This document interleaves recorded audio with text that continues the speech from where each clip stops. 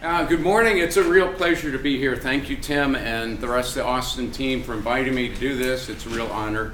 It's great to see a lot of familiar faces, old friends here, and I really look forward to having this discussion because I am not usually asked to sit back and think about talking for an hour about the future of non-market strategy. So, it's been a very interesting experience to just ponder that and try to see what conclusions come out of it. So I will very much look forward to your engagement as well. So this is the general plan. I will offer a perspective, which as you might guess is going to be my personal perspective on non-market strategy, which is probably somewhat different from those of other people, which is great. Then I want to talk about a little bit regarding what's the scope of our field of study. I think it's changed a lot over the last 20 years. And so it's worth thinking about what's included and what tools do we need in order to be able to think about it clearly. I think inevitably in looking at that, we run into the fact that this is a very fragmented field.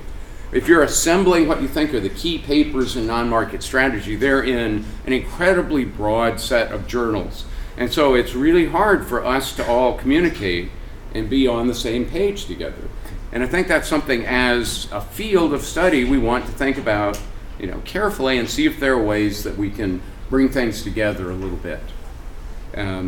So as part of that, I want to talk about the role of theorizing because theorizing looks quite different in various different contexts and disciplines.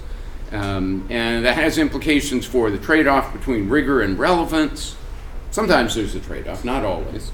And I wanted to spend some time talking about the role of social welfare specifically, because it's something that for the most part non-market strategy just ignores, just like the rest of strategy. And I think increasingly that's becoming untenable. So I want to spend some time raising that issue. And then think a little bit about what's the future of non-market strategy. How can it start to link with some other areas of research, especially this burgeoning movement of social movement research. And then finally, I want to introduce a concept that hasn't really been discussed very much in the literature. And so I've used the catchy little buzz phrase, it's your CPR for CSR. At Ross, anyway, at the Ross School of Business, a lot of our students are just tired of CSR. They think it's window dressing, trivial, small potato stuff. And so maybe it does need a little bit of CPR. And so I'm going to suggest that thinking about corporate political responsibility may be a way to breathe some new life into the world of CSR. So that's kind of the general plan. Since you asked me here, I thought it would be worthwhile to say just a little bit about how I got to thinking about non-market strategy, because I think we all arrive there by different routes. There's not a very standard path, and many of us that are interested in non-market strategy have spent some time in the real world and kind of wondered why does it function like this, and I think that helps a lot in getting here. So I'll just say a few words about my own background because that'll help you understand some of the perspective I'm going to share. But I think like a lot of people in this area, I started out by studying the effects of government regulation on business. And so you have a department like business, government, and society. A lot of times that's the starting point. What does regulation do and how do we as corporate managers respond to that? And so I spent quite a while working on that. This book wasn't something I wrote. It was a collection of papers kind of designed for a doctoral course focusing on the political economy of regulation. So that was kind of my starting point. And then over time I've become increasingly aware of the fact that corporations don't just passively receive the effects of regulation, but they have quite a lot of power to shape the regulations that they have. And so this book that Tim referred to earlier, Corporate Environmentalism and Public Policy, really attempts to look at things from both directions. How does public policy affect the corporation? How does the corporation affect public policy? And also tried to draw some welfare conclusions. So that's a theme I'm going to hit frequently today, is that we can say some things about welfare if we're willing to. And I want to challenge us as a field to do more of stepping up in that regard. And then along this research trajectory, increasingly it seems like, at least in the United States, politics doesn't work. politics is pretty thoroughly broken in the United States. And increasingly, the action driving corporate social performance is not coming through traditional public political institutions, but it's coming through what we might call private politics, direct engagement between NGOs and firms. And so that's kind of the direction of my thinking over time, and I think there's still an enormous amount of interesting work that needs to be done along these lines. Now, I don't want to get very technical, but I do want to spend a couple minutes, again, just talking about how I tend to think about non-market strategy, just because it may be very different than how you think about it, but it's going to provide a bit of a framework for explaining why welfare analysis, for example, can crop up. And so in the book and in a lot of the modeling that I've done, there's a standard kind of format where we first allow industry to do something. So take some voluntary actions, invest in something,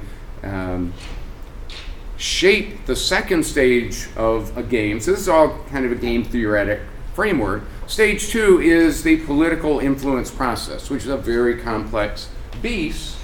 And this has to do with what's the likelihood we will actually see any regulation, how strong will it be if it does emerge, and that's going to be influenced by the efforts of various different stakeholder groups and interest groups. And if regulation doesn't pass, we may end up having some form of stakeholder pressure or voluntary civil regulation instead. And then thirdly, there needs to be some representation of what market competition looks like. And there we can draw on the enormous literature in industrial organization that allows us to tailor our thinking and our modeling to specific types of market settings. And so there's a lot of value in being able to draw on that. And I think there's a lot of value in having a structured approach to thinking about the process. That also fits in with a simple framework that I often use in thinking about research that shows up in a lot of business and government textbooks, this notion of the policy life cycle. And so it typically identifies a series of stages. There's an early stage where an issue is being developed. Maybe people didn't realize that PFOA might be a carcinogen. And so there's a period of science where you're identifying what a problem might be.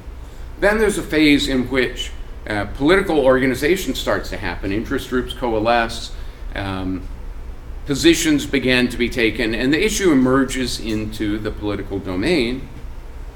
Perhaps then you'll ultimately get a phase of legislation, new laws are put in place, and of course then they have to be implemented and enforced. And so the quick version, so for all of you who have neglected to purchase this book, and it's not too late because it's still available. You can just go to Amazon. It's even in softback now.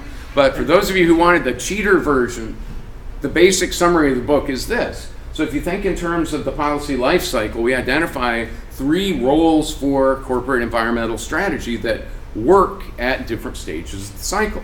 So if you're in the early phases of the policy life cycle, corporate environmental strategy can preempt the emergence of new laws. That doesn't always succeed, so if you can't preempt, you may still be able to influence the regulations that emerge, and there are lots of different ways that that can happen. That can lead to stronger regulations, it can lead to weaker regulations, it can be welfare enhancing, it can be welfare negative. And finally, there's still the enforcement process, and corporate environmental investments can influence the way regulators enforce the laws. And for the most part, our welfare conclusion on that was that's very likely to be beneficial. But that's kind of the short summary of the book, trying to place strategy in the context of this issue life cycle. And it's a very simplified, stylized model of how the political process works. But it gives us a little framework to sort of hang our thought process on. So that's the perspective I'm coming from, and as you'll expect, I think there are benefits of taking a formal mathematical economic approach to these kind of issues. One of the great benefits is that it demands clarity and precision. And as an economist, there are certain terms that get used in our area of research that I find very difficult. Like, I'm still trying to figure out what legitimacy is. how you can get more of it, how firms can have it, how it's sort of a fungible thing. So I'm always very frustrated with certain types of very fuzzy concepts. And when you model things formally, you can't get away with that. You have to be very precise about what you're defining. So I think that's a plus. Secondly, it allows us to make welfare inferences, which we typically, or at least often, don't do in non-market strategy. And I think that's very beneficial. So in this book, in the first chapter where we looked at preemption, we concluded that preemption can actually be welfare beneficial, but you have to be very clear about the assumptions that that's built on. So once you see the set of assumptions, you'll say, oh God, well, this will never happen, right? So citizens have full information, full stop. Citizens are incredibly ignorant, so that's a problem. But if you assume that, and you assume that there might actually be a threat of regulation happening, so maybe we'll get reform of TSCA against all odds. And if firms sink their investments into environmental improvement, so it's not just talk, but there's actually some degree of commitment value. So that's a set of fairly strong assumptions, but under those conditions, preemption could be a valuable thing. The benefit of being precise about those conditions is that then we can start looking into what happens when those conditions fail. We can try to pin down those specific effects. And that's, I think, another benefit of taking a formal modeling approach. It tells us where do we need to unpack the assumptions and try to get more precise about things. And I think in the non-market strategy domain, the role of information is maybe the most important of these things. And there's been an enormous amount of research on this over the last 10 to 15 years. And one of the conclusions that seems to be coming out of it is that information isn't enough. And that a lot of times when it comes to political persuasion, we need to be speaking to people's values rather than trying to provide rational information that will sway them. And so I think there's still an enormous amount of room for research in that area. Regulatory capture, I'll come back to that in a little while, but that's a very important issue, I think, especially in our current political situation.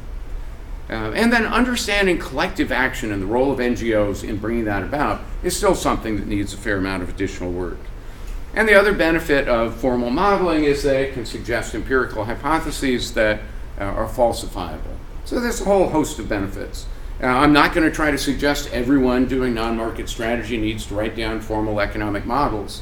And I think one of the challenges we face is learning to speak to each other across these different languages, which may be barriers to understanding rather than tools for shared communication. But that's something I want to come back to.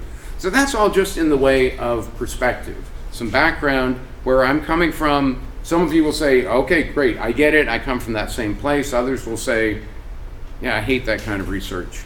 But that's where I'm starting.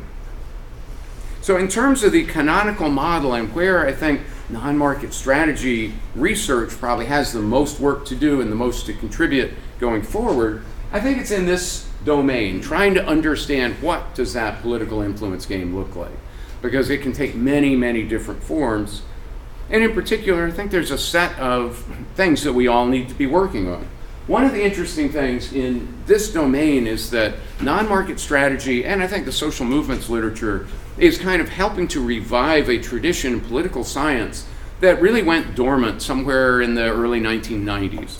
And if you go back to Mansur Olson, and the work of George Stigler, some really brilliant work on when collective action is more likely to occur, they made a lot of progress, and then I think the field sort of foundered. It was unable to make further headway. It found a number of things that weren't well explained by an Olsonian or Stiglerian perspective on group formation, and it kind of just became quiet. And I think non-market strategy demands that we have an understanding of interest group mobilization and behavior, because it's just absolutely central to what goes on in the process. So I think we have an opportunity to help pick up that torch and move that literature forward. Understanding the role of social movements, and there are a number of social movements folks here, I think that helps a lot. So if you think in terms of my little diagram about the policy issue cycle, social movements kind of capture the period between the first and second of these stages, where an issue is just beginning to be identified, it's becoming politicized, groups are not necessarily sharply formed and neatly organized yet. There can often be just kind of a chaotic period of emergence of a social movement. But I think that's a really fruitful phase to look at and understand more deeply, and I think we're making good headway in that regard. Eventually, I hope that will feed over into better formal models of that process. I'm not sure we're really at a point yet where we can do a great job with explaining the formation of interest groups in a formal approach. And I think also some of this work is taking into account discourse or language in a way that economists typically don't. And so I think this is another place where we just need interdisciplinary integration. So lots of potential there. So I want to turn to what belongs within this field of non-market strategy. And Tim, just for clarification, our format is people can ask questions at any point, or I get bored hearing myself talk sometimes because I sort of know what I'm going to say. Actually, toward the end, I don't really know what I'm going to say, so it'll be more interesting. But if you have comments or questions, feel free to pop in and make this more of a dialogue than a lecture. I know you're older than students currently. I've been teaching long enough that I've watched the student attention span decay. And so we're now at the point where students can listen for about 5 to 10 minutes, and then you have to do something. And I'm not really ready to do something. I don't have a video for you. I'm not going to sing a song. And so you may need to ask questions just to make sure that your attention spans stay engaged. So, again, I've been doing this long enough that... I'm going to throw you a question. So Brian, way to go. Can you go back to like 2 slides, I think? But you were talking about the role of interest groups and how we need to study that more. When you're talking about interest groups, and we're non-market strategies, so does it need to be firms, or should we be studying more non-firm interest groups that form and the relationship between them and firms? I guess I'm just sort of asking for clarification on what you mean by interest groups. Well, you could call them stakeholders, but yeah, non-firms, NGOs, all kinds of nonprofit actors. But NGOs are the thing I end up looking at the most often, partly because I focus on environmental issues, and so they play a really important role there. But yeah, I think we have to understand them because they're the key driver a lot of the time for progress. How do you define welfare? So I use a kind of a simple economist's approach as a starting point. So let's take the sum of producer surplus, consumer surplus, and then because I study the environment, I want to look at environmental damages. So I'll often start with just that simple kind of welfare foundation. So scope of non-market strategy. Many of you have taught courses on business and society, business and government, business and public policy. Many of you are graduates of the Berkeley program in business and public policy. There are a lot of textbooks around, and I've taught from various ones of these. I imagine a lot of you have as well. And there are a lot of different ways to think about this general area of engagement. But I want to argue that Dave Barron has really played a very transformational role with regard to that. Because a lot of these older textbooks were more journalistic than analytical in some ways. They were not really strategically focused. They weren't reflecting an integrated body of thought. It was more a set of issues that had to be dealt with. So I think Dave has done for non-market strategy something very similar to what Michael Porter has done for strategy. And you might say, well, that's a bad thing. But, Michael Porter took industrial organization and essentially turned it upside down. Instead of taking it as an antitrust tool, he took it as a strategy tool, extracted welfare and said, we can throw that away, and we just want to study how market structure shapes strategy and vice versa. And we'll take profits as our objective function rather than social welfare. And Dave has kind of done the same thing for non-market strategy, but he's taken positive political economy, turned it on its head, extracted the welfare dimension, and studied how the structure of political institutions shapes strategy and vice versa. And I think it's been extremely helpful in bringing some rigor and clarity and focus to the area. And it's interesting to see the path that Dave Barron's research has taken over time. Because he started doing work on optimal regulation. So he, I don't know how many of you have actually read any of those old papers, but his mechanism design work on regulation of, for the most part, monopoly firms was really, really good quality work. And he came very close to getting a Nobel Prize. Meyerson got a Nobel, but Dave didn't. So he did a lot of that work, and then he gradually, I think partly because of my advisor at Stanford, shifted away from that. So my main advisor at Stanford was Roger Knoll, who was not into mechanism design at all. Roger was much more interested in how does regulation work in the real world. And his comment to Dave was always, well, Dave, that's a great paper. It's an impossibility theorem, because it shows that if regulators had commitment power, they would be able to do A, B, C, and D. Well, they don't. And so you've developed this nice impossibility theorem for what regulation can't do. And I think that sort of convinced Dave to start looking more into positive political theory. And he's done really formative work in that domain as well. And then I think because he was a business school scholar first and foremost, he felt an obligation to think about these issues from a strategy perspective. And that really led him to working on non-market strategy from a very rigorous formation.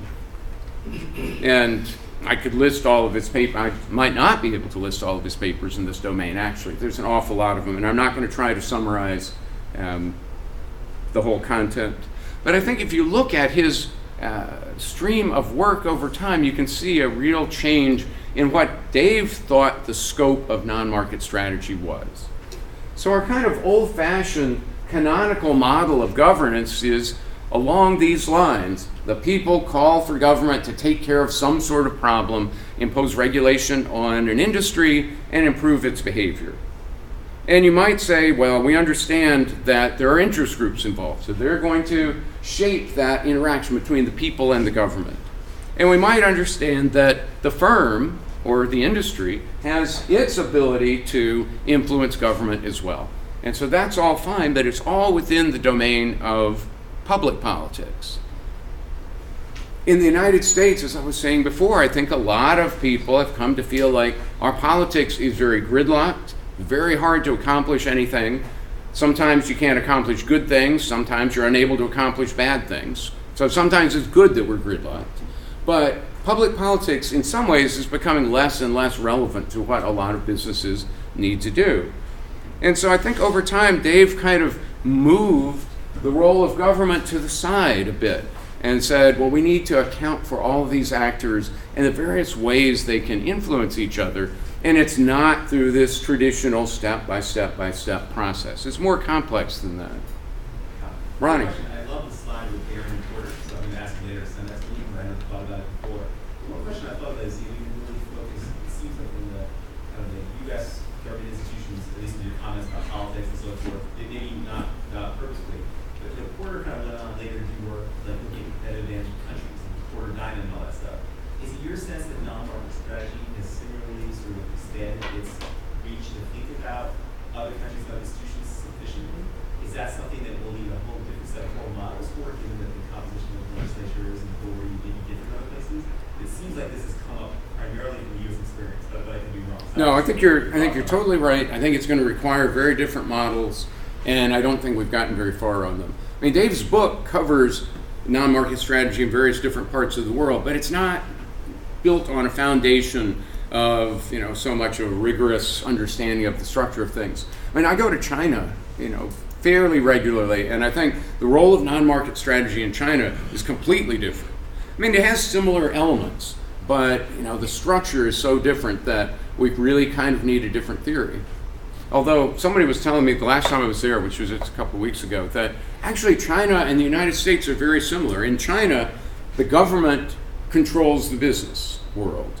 In the United States, the business world controls politics. So they end up having very similar outcomes. So maybe we can use similar models, but I think it's really not true. Just the set of incentives for party officials to advance, for example, or something that are rather different than what we have here. So yeah, I think that's a huge area for future work. isn't it representation that works differently in China more than?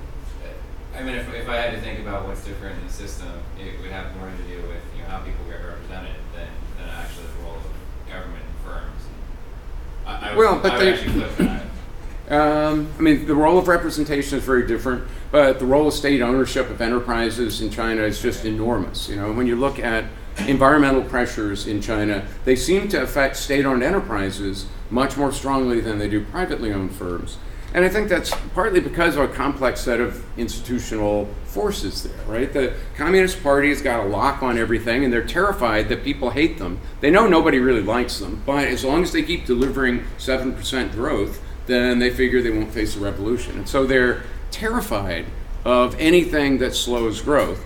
And so they've set up incentives for party officials to rise solely by increasing GDP, which they understand sets up really damaging incentives, but they're too scared to deal with them directly. So I think it's more complex than just representation. That leads to another set of follow-on effects.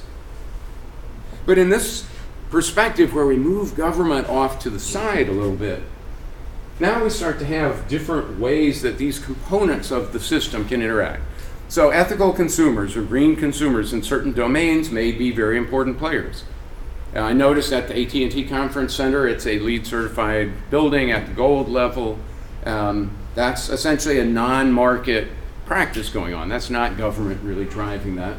And you could say maybe ethical consumers, maybe business students, for example, like to be in a green building, and they like being at a business school that has some values on the sustainability side of things. So that may be a driver. In certain communities, especially in developing countries, they may be able to govern themselves. The work of Lynn Ostrom was focused primarily on this ability to self-govern.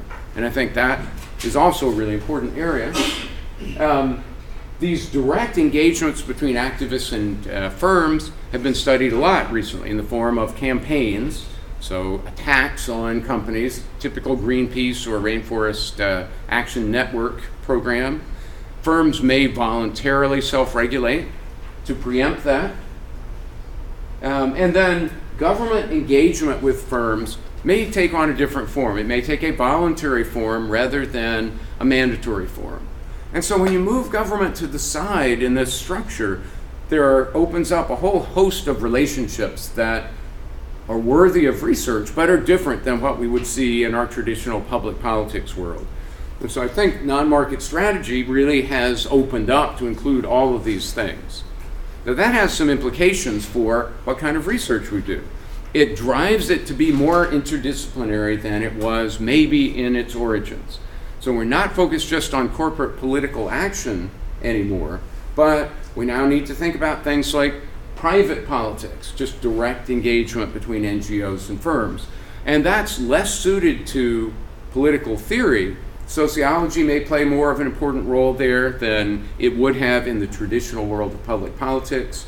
Economics certainly needs to come into play there. And so there's a value in having a broader set of research influences. Ethical consumerism can learn a lot from marketing, a lot from finance, a lot from business ethics. Voluntary agreements with government may involve international business when we compare across different countries. So I think we're just becoming more and more interdisciplinary as we move forward, which sets up some challenges as a field.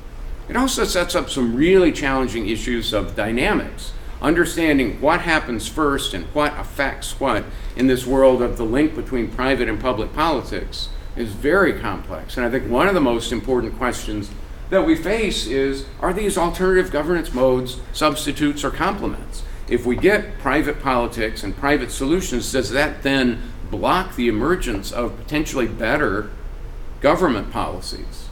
Or does it actually speed them and lay a foundation for it? And we know surprisingly little about that. So as I said before, this is a fragmented field. And we've got many research accomplishments to be proud of, but if you start looking at some of them, you start to realize how disparate the publication outlets are for these things. So with regard to non-market strategy and public politics, I've kind of put little cues for different journals here. So Academy of Management Review has been on this topic for a long time, laying out kind of strategy frameworks. So we've been aware of corporate political action, or CPA, for a long time. And we've been working on that. There's work on campaign contributions in lots of different domains. So Journal of Political Economy here covers some of that. Vote recruitment, American Political Science Review, strategic CPA, choosing between different tools, lobbying, campaign donations, constituency building, again, AMR, combining those strategies. Schuler and his co-authors had a nice paper in the AMJ looking at how do you combine those things back in the early 2000s. Lobbying has gotten a lot of attention in the AER, the SMJ, other journals, self-regulation in the Journal of Law and Economics. So you can see how it just goes all over the place. GEMS, Journal of Economics and Management Strategy, which I think has played an unusually important role in non-market strategy.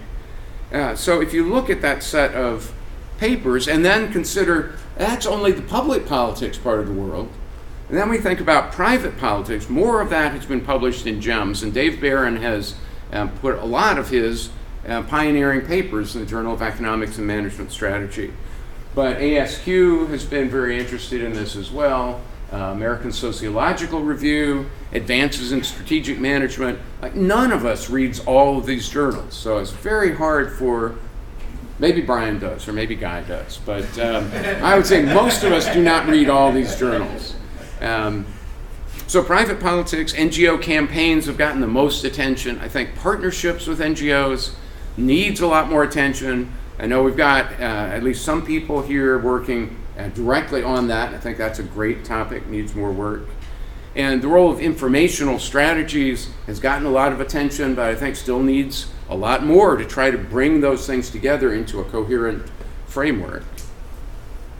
And then standards and certification systems, LEED certification, but organic, Rainforest Alliance certification. There's a ton of these, and I think they're one of the more important ways that non-market strategy has played out in recent years. And then there's been a ton of empirical research, and I'm not even going to try to categorize that. And this is only a tiny sampling. So if you look up here and say, well, wait a minute, what about my paper from 2007? I apologize, because it belonged up here too. I'm sure everybody has at least one paper that should be on this slide. So this is merely to give just a hint of the diversity and the breadth of what's going on in the field. Yeah. Where are the political science papers? Well, that's a really good question. I think I don't think you've had a single slide. Well, no, I don't think you've had a single. American Political Science Review would probably count. But yeah, I don't think political scientists have been studying this as much as some other areas have. And I think partly as we moved into private politics, political science is a little less clear what to do with that, because it doesn't involve the standard type of institutions that we think about in politics. But political scientists also aren't as interested in firm strategy. I mean, in the same way that economists aren't as interested in firm strategy normally. So yeah, I think it is kind of a noticeable gap that that's not where the bulk of the action seems to be. So if you look at the breadth of journals, it's kind of overwhelming. And it's something that I hope we'll discuss as we go forward today. How can we try to bring some increasing order out of this broad collection of things? You know, as I'm trying to pick through and say, what do I think are some highlights of non-market strategy? I've got to draw from this whole set of areas of research. So it's hard to call what we're doing a field of its own when it draws from so many different kinds of backgrounds. So it is a fragmented field, and I think we all understand that. It may remain that. I am not going to end up with a great solution to propose that will solve that problem.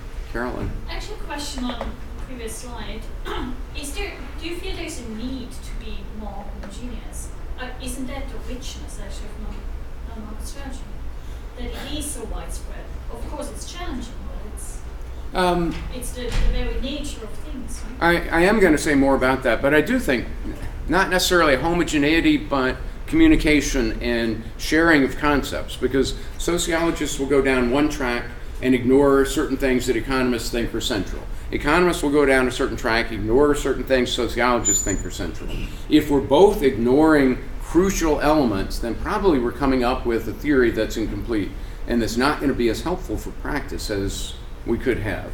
So I don't think we want to eliminate this, but I think we do want to start moving toward having a common language where we sort of agree on the set of things that are most important and essential, and recognize that research that leaves out certain key factors may be incomplete. So I think there's a real danger of not being able to talk to each other if we don't make some progress on developing common language. But I will come back to that. In addition to the multiple different disciplines, another thing that we face is that many of us study kind of specialized parts of the spectrum of non-market strategy. So there's a lot of work that goes on under the heading of CSR, there's work that goes on under the heading of corporate political action, there's a whole literature on sustainability that's got a lot of non-market strategy in it, but may not be of interest to people that study labor issues, for example. Innovation has its own world. So that also makes it difficult for us to draw broad conclusions because the thematic topics may differ enough that we can't necessarily draw conclusions across those. So it's worth it for us to think about, can we achieve at least somewhat more integration? And as I said, I'm not going to have any great answers about that. But what can we do to move forward a little bit with regard to overcoming some of those research silos? For example, corporate political action and public politics has tended to live in a different domain than CSR and private politics. And we're increasingly realizing that those two may influence one another, and treating them as separate silos can really be very misleading, right? Because if we say, accept as a given that it's impossible to make headway on the environment under the Trump administration, and we're only going to look at, and it's probably true, I mean, if we can stave off a disaster, that's about as much as we can hope for. But if you focus only on the world of private politics and ignore how that might shape and influence public politics, that could be a big mistake. And I think it's been useful to go down these separate tracks, but we're at a point where we need to integrate some of those. And just to toot my own horn a little bit, I've actually tried to do that in a lot of my own papers over the years, but it means you've got complex models with multiple different moving parts, and people that don't like reading math may not go there. There's some interesting research that Sean Hyatt and colleagues have done looking at carbon policy and trying to assess whether public political strategy and private political strategy are complements or substitutes. And they essentially find that they appear to be substitutes. But it may be context dependent, and we need a lot more work into this kind of domain. But I think it's really great to see people moving forward into that set of questions. So there are a lot of research gaps. If we were talking to doctoral students and they were asking, is there anything left to do in this field? It's very easy to say there's a ton to do. So I'll just list a few of them. And not really cover them in any depth, but partnerships between NGOs and firms beyond the literature on certification schemes, where there's been a lot of partnership work, is something that really badly needs research. It's hard to do, it's hard to build the database, but that's an important step going forward. Competition between standard systems. So in the world of certification, for the most part, we've looked at them in a siloed fashion. Let's just study LEED by itself, and we'll ignore the fact that there's green globes out there. Or we'll study Forest Stewardship Council and ignore the fact that there's the Sustainable Forestry Initiative. So there's competition in this domain that for the most part we've ignored. That's important to take into account. The whole industrial organization of the NGO sector is something that we really understand surprisingly poorly. And we need to make a lot more headway on that. There is some research moving forward on that. I think it's promising, but we have a lot more work to do. Linking private politics and public politics, as I've already said, really need to improve that. Most papers on non-market strategy are not about integrated strategy. Oftentimes they ignore, or we ignore, the market strategy of a firm and focus only on the non-market side. Sometimes that's okay because maybe there isn't a strong connection, but a lot of times there is a strong connection, and we don't do the issues justice if we ignore those links. understanding how new issues emerge into the public sphere is also something really crucial that I think we don't understand very well. We economists are terrible at it. I mean, this is one of the ways where economics is just not perfectly suited for understanding emergence of issues, because so much of it's about discourse, ideology, beliefs, preferences, visuals. There are a lot of things that are hard to capture in our kind of traditional econ models. So this is, I think, a particular area where interdisciplinary work is going to be really, really important. Interest group mobilization. That was kind of the place where the political science literature on interest groups in the 1990s kind of ground to a halt, I would say, just because we're not that good at predicting which interest groups will mobilize and when. We can say things about how do they engage once they're mobilized, and that's what economists have typically done. We've black boxed the how did they get here question. But I think we really need to take this one seriously, and I think we may be at a point where we can make headway on it. And then related to that is the whole business of public opinion formation. I think this does come back to the political science literature, and that may be really helpful to us. You know, if you wonder, like, how did so much of the US public come to think that climate change is not due to anthropogenic forces? Like, how did public opinion get to that point? That's a profound question, and we ought to have some answers. You know, and if, like me, you travel around to other countries, I feel like all I can do when I go to China is apologize. I'm sorry, we're the United States. I'm sorry we have our political system running the way it is. Because it's a disaster, and we need to understand what's going on, and if we can't contribute to that, we're possibly in the world of being rigorous but not terribly relevant. So I just want to talk about one potential step towards integration here. I think there's a lot of room for connection between the growing social movements literature and the non-market strategy literature, and there have been a number of sessions over the last few years at Academy of Management that have been really interesting and fun, sort of bringing these topics together. So I think we're seeing a lot of progress in that domain. And I think that's one place to look at for, okay, where might there be gains from trade in bridging across components of our very broad literature. So there are very big differences in approach between these two types of research. The social movements literature is, for the most part, grounded in sociology and to some extent political science. The non-market strategy literature is probably more grounded in economics and political science. The social movements literature focuses more on individuals and how do they come together in large groups. The non-market strategy literature primarily will focus more on organizations that can be characterized as having an objective function, and so we can understand how they act strategically. Social movements often are a lot less strategic, and so there's just a big difference there. Social movements pay a lot more attention to discourse. You see a lot of the papers in that domain just focusing on what was said, what words were used in some domain. And of course, economists will always be interested in, well, how did those words that were said connect to any other, perhaps more interesting and important things in the real world? But I think we ignore that connection at our peril, because discourse really is where a lot of things begin. And so those are very important differences. The social movements literature pays a lot more attention to psychology. Economists are queuing into that, but I think we still have a long ways to go. And the social movements literature pays a lot of attention to embeddedness and rich cultural backdrops for things. And economics tries to sort of highlight certain sharp distinctions, organization, players, and focus on how they interconnect. And so they're two very different approaches, but I think there is a lot of power in bringing them a little closer together. One of the places where that's going to be important is in having a common language. And you see this just when you read the literature. Well, we're talking about CSOs, NGOs, or SMOs. And for the most part, they're the same things. But the fact that we've developed different terms of art suggests we don't read each other's papers very much. I already complained about the term legitimacy. I've thought about writing a paper before I started on it called Is Legitimacy Legitimate? I've never quite completed it. But for economists, it's a concept that's really frustratingly slippery.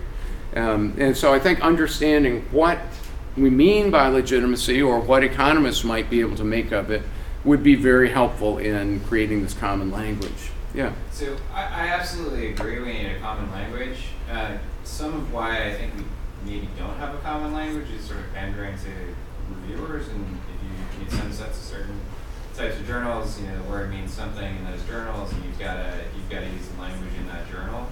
I mean, is there a way to, if we are spread across all these journals, I mean, is it actually feasible that we can come up with a common language? I think because we play into all these other disciplines.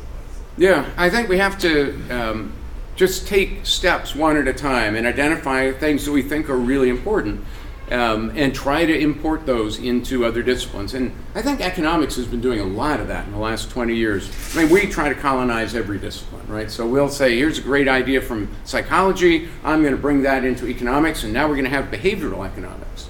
And I think that's working. And I think other fields could do the same thing. I want to take this concept from economics and bring it into sociology and make sure we include it in our analysis. So I think that has to be one step at a time. I think you're totally right. We can't jump immediately to some shared language. But I think there's certain terms that are so important, like legitimacy. I've been struggling with that for at least 15 years now. And I know my political science friends really believe it's meaningful. And they're sort of able to explain to me sometimes how it's helpful. I worry about it more in the context of strategy and management, actually, because the legitimacy of individual firms seems a lot less clear to me than the legitimacy of a political system, for example. But that's a little bit of a different issue. And I think we need to talk to each other about those things so we understand what do people mean by these terms in different areas.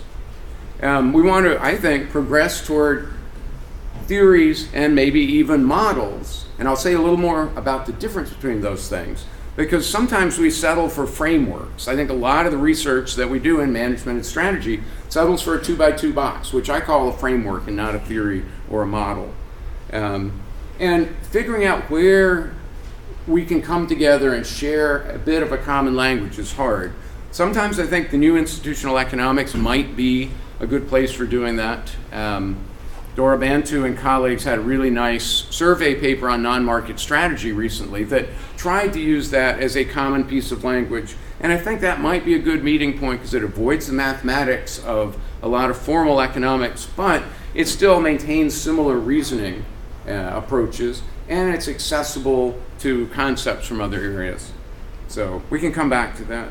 But I think some of the topics where social movements and non-market strategy can very productively work together, as I was mentioning before, new issue emergence, mobilization of groups, public opinion formation, links between private and public politics, and understanding lobbying. Like lobbying and the role of money in politics. And this is where I didn't know what I was going to say, but the role of money in politics is a fascinating thing. So you ask, well, what about political science, right? So my crude understanding of where political science is with regard to money in politics is they don't think it matters. Like, there have been a lot of papers showing that campaign donations don't seem to influence what politicians do. And yet, if you push a political scientist and ask, do you really believe money doesn't have any role in politics? They don't believe it. And so I think the discipline has really failed us in that regard. And I'm not sure any of the rest of us have done any better.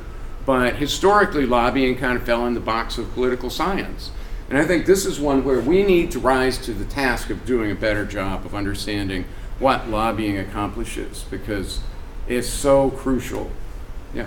I'm just curious about how new institutional economics can inform a strategic CSR and social movements and social transformations. Because new institutional economics, of course, is very helpful for understanding CPA and traditional public policy. I don't mean to say it has all the answers. I just mean to say that as a place where we might be able to find a common language that's fairly accessible to everyone, that's the best I can think of. There may be something else that's more promising.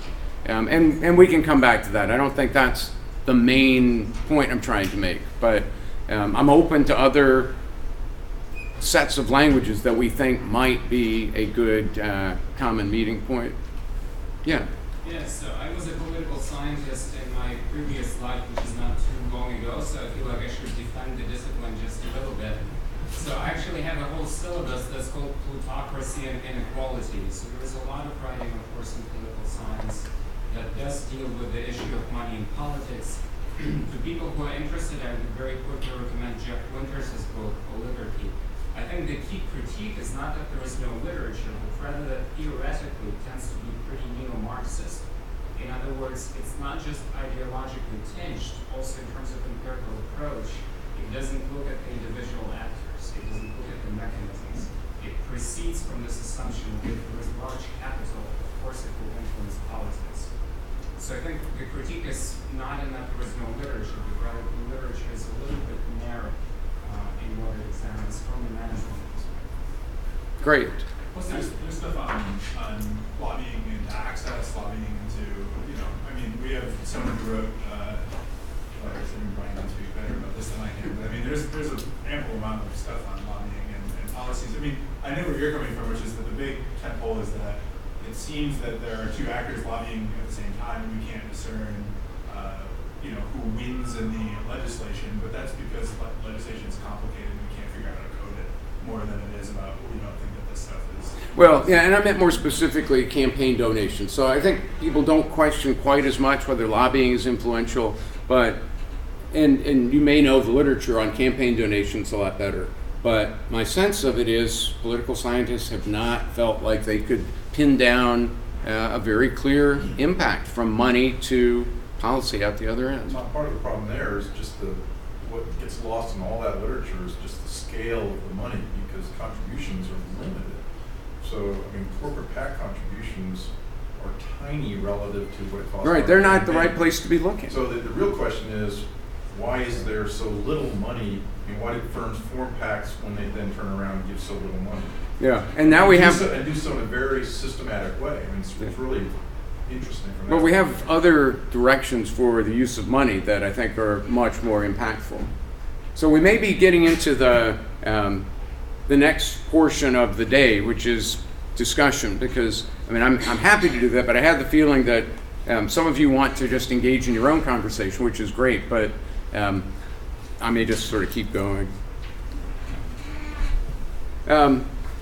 So in terms of the difference between ways that we explain things, I think it's helpful to make this distinction between frameworks, theories, and models that Lynn Ostrom always used to make a big deal about. Frameworks identify the key elements and start to classify them.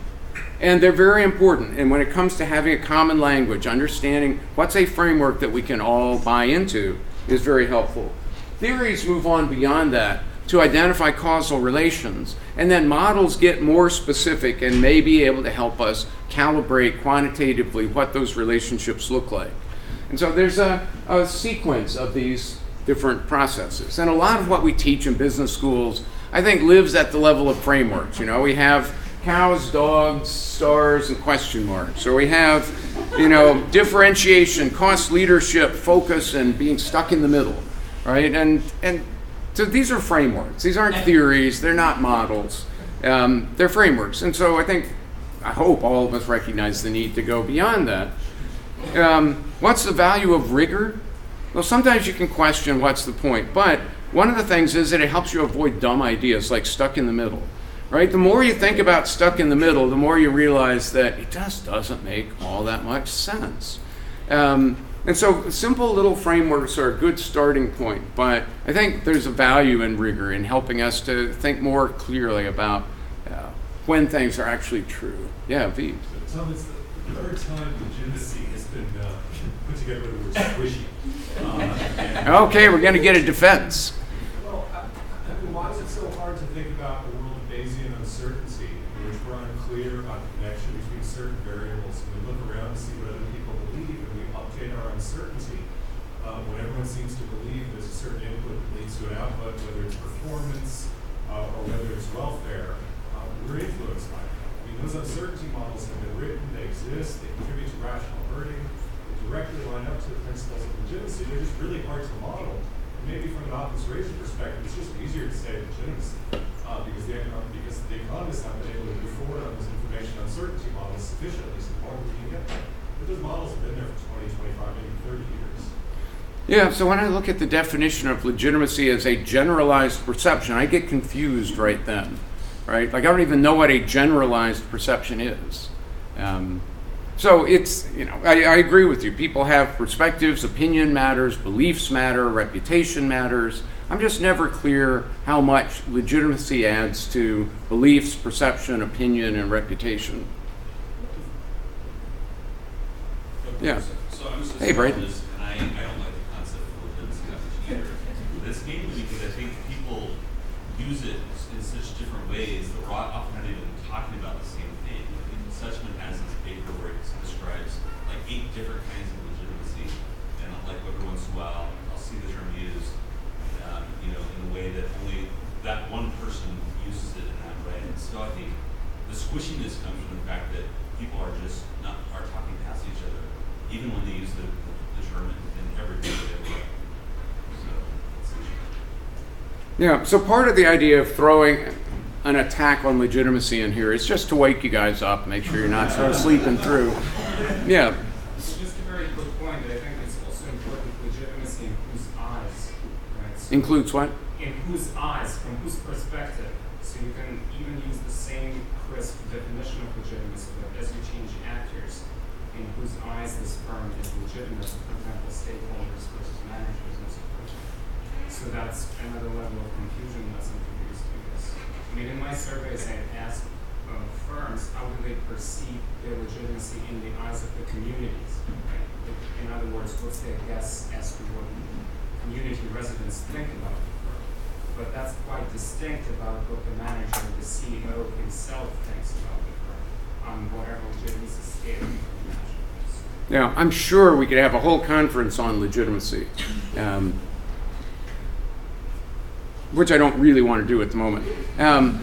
But it's great that people have strongly held views on it. I think there's a lot of value in trying to be rigorous and clear about what terms mean. I mean, what's the cost of rigor? And there is a cost, right? It's difficult to address complex phenomena. I mean, this is kind of what Veep was pointing to, that if you try to get rigorous about very complicated things, it's really hard. You have very complicated models.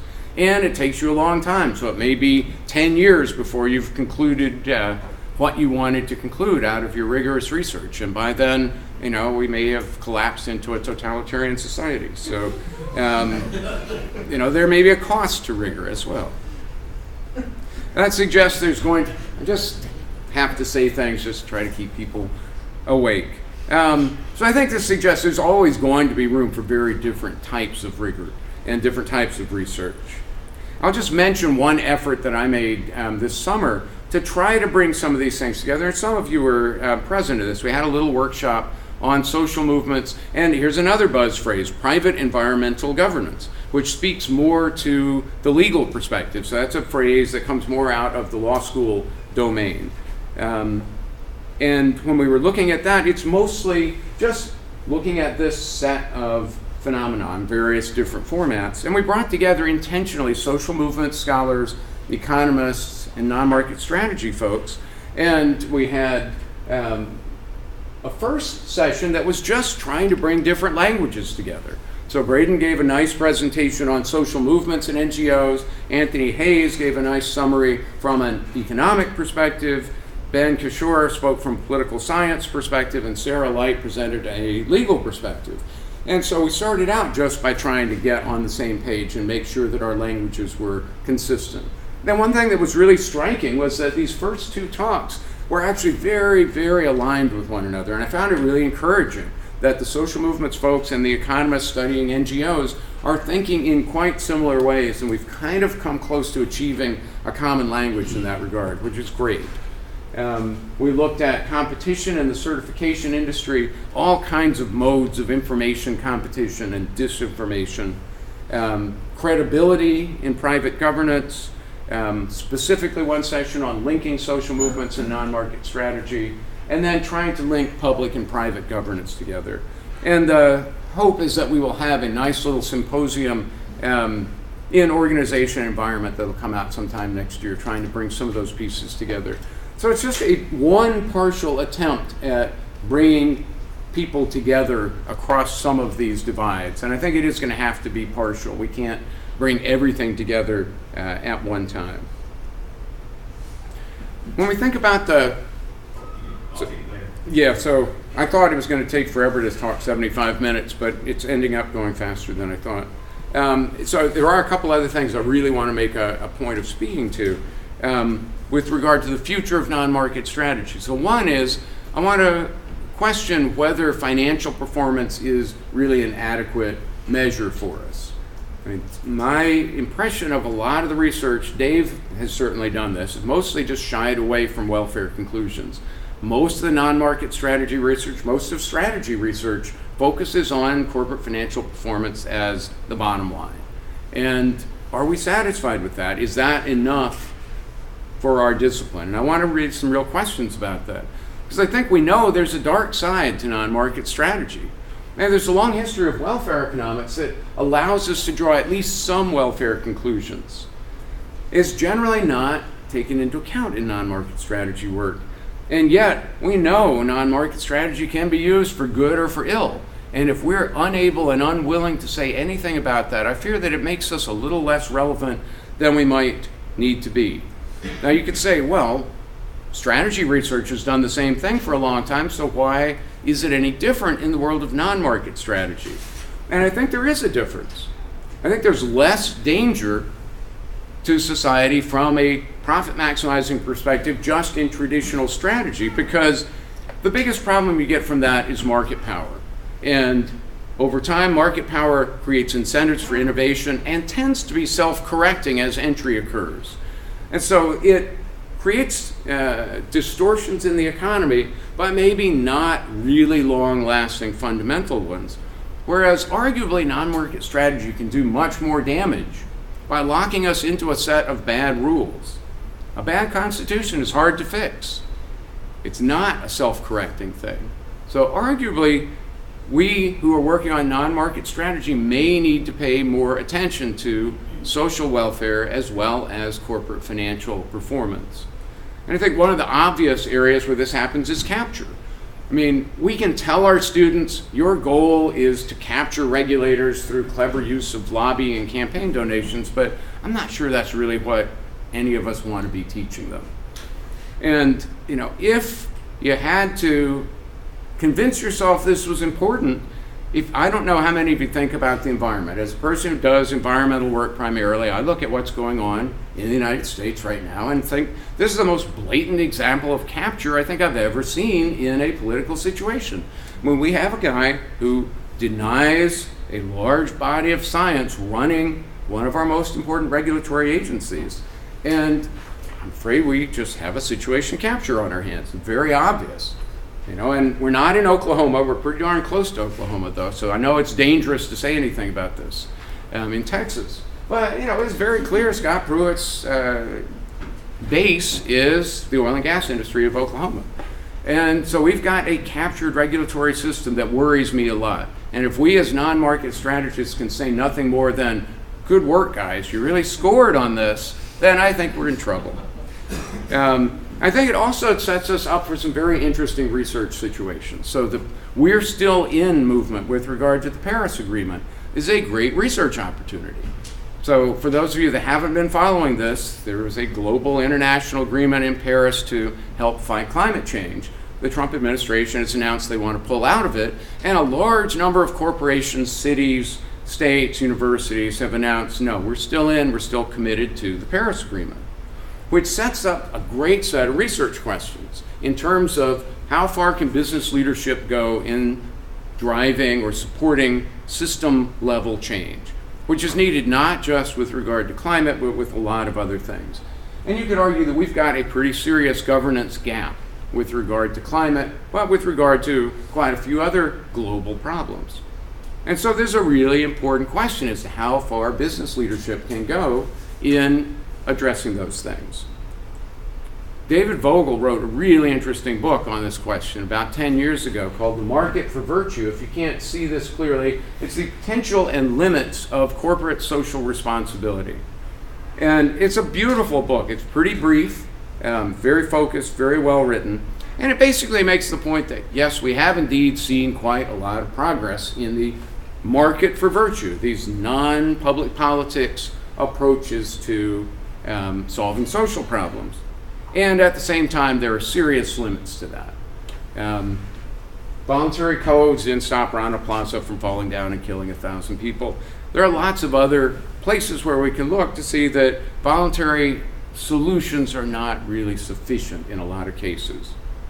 And so David's argument was, if we really want firms to be more virtuous, we have to look at their behavior not just with respect to voluntary social actions, but with respect to their engagement with government.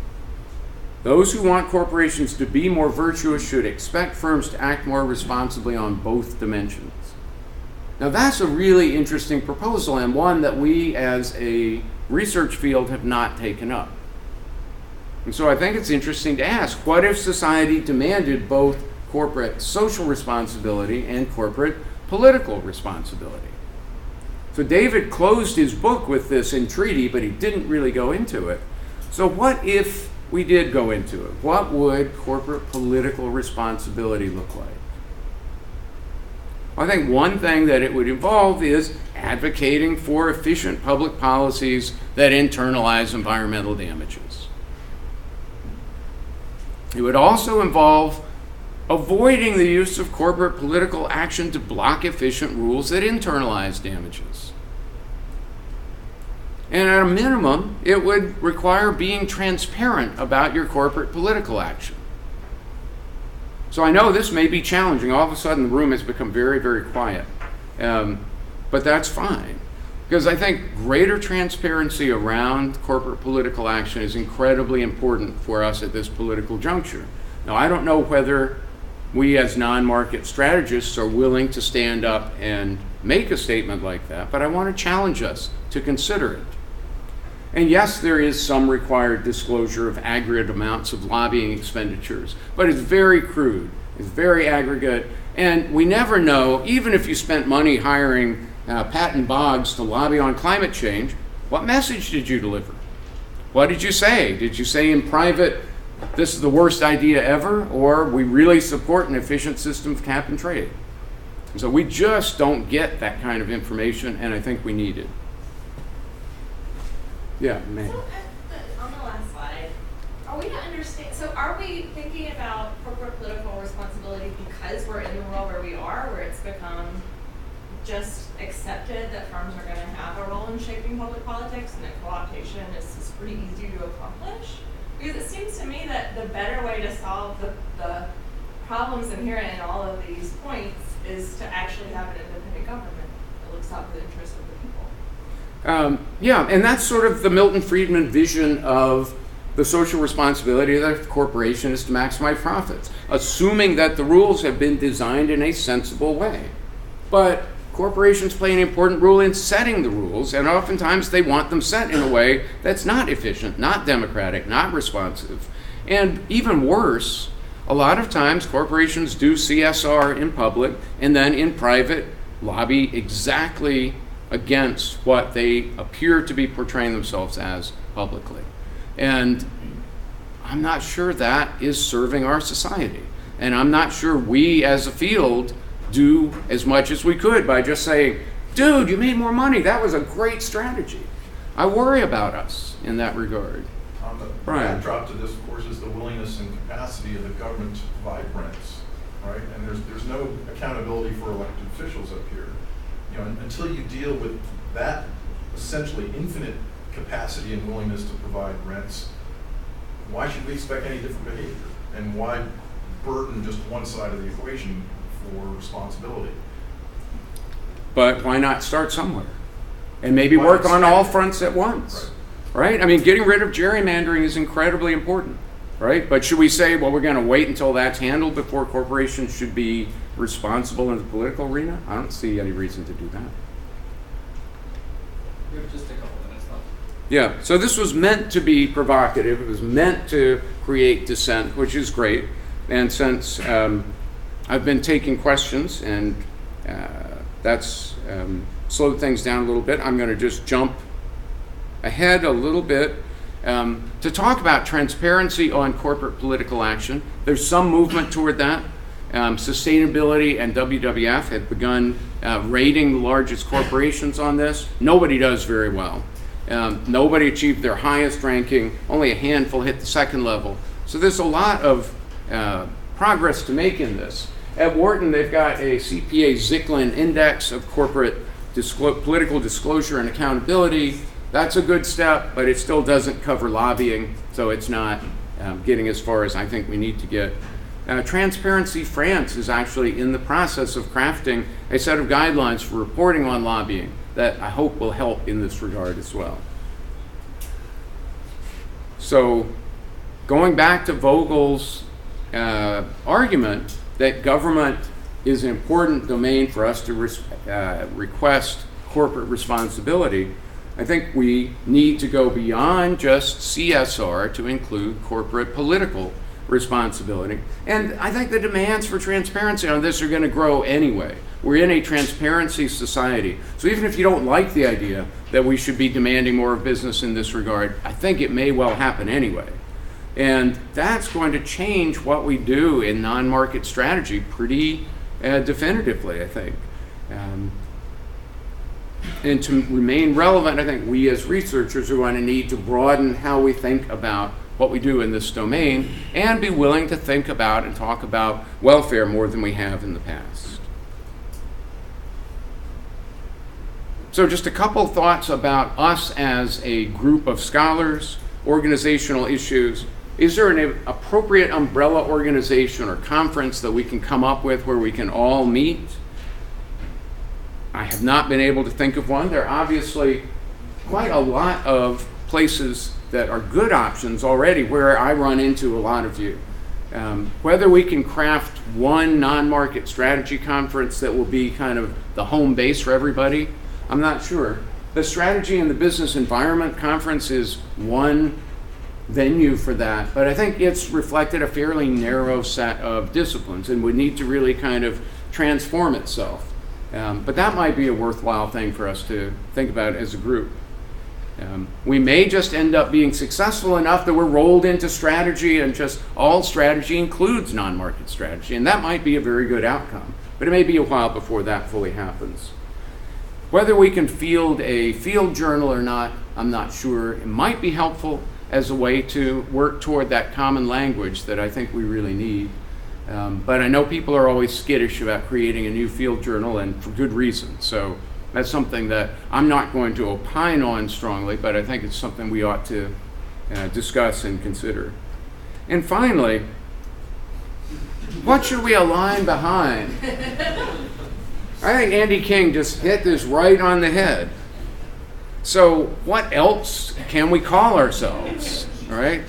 Non-market strategy is a non-good name. It's just so apt. So some people have been toying with the phrase strategy beyond markets. I like that. There are kind of the old-fashioned phrases, business and government, business and public policy. We could go back to that, but I'm afraid that's going to sound like kind of going back to old school days. So to me, probably this one is the most promising so far, but I think we need to have, again, some discussion amongst ourselves and come up with something that's maybe a little better than non-good. So I've tried to say a few things today. I think we've made a lot of headway. We have a lot to be proud of. The research base, though, is really fragmented, and we need to have some more interdisciplinary integration. Maybe around the new institutional economics, but certainly there may be other languages that are also very promising. Certain kinds of collaboration I've tried to point to as being promising. And I think we can become more relevant by talking more about welfare, by demanding transparency around lobbying, which would be great for our own research purposes. So just as self-interested scholars, I think we should be out there demanding more transparency. That would allow us to estimate the impact of lobbying much more effectively and start to address corporate political responsibility as well as CSR. So thank you for your time and attention. I'll look forward to comments in the next session.